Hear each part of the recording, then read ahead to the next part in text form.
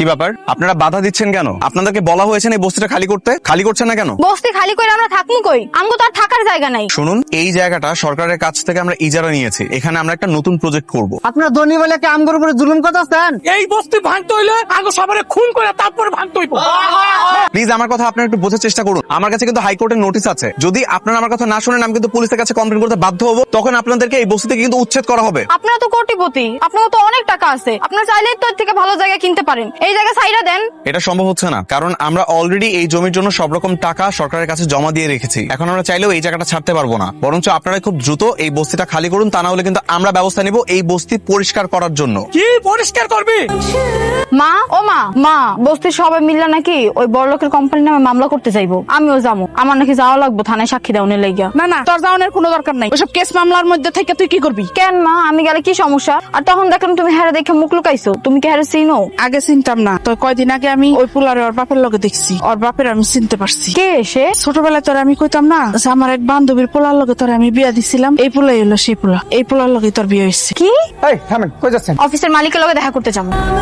কি ব্যাপার, তুমি বস্তির ওই মেয়েটা না?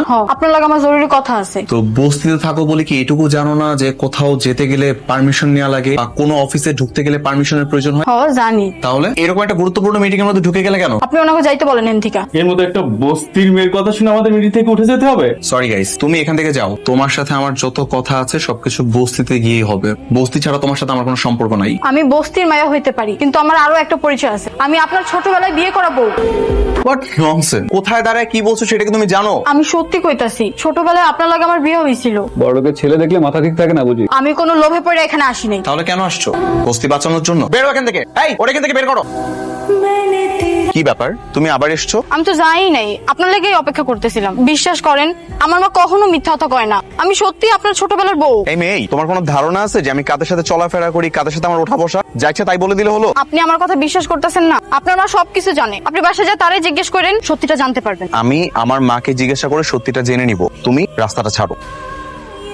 কি ব্যাপার? তুই ভাত নড়াচড়া করছিস কেন? খাচ্ছিস না কেন? আচ্ছা মা, তোমরা কি ছোটবেলায় আমাকে কখনো কারোর সাথে বিয়ে দিয়েছিলে?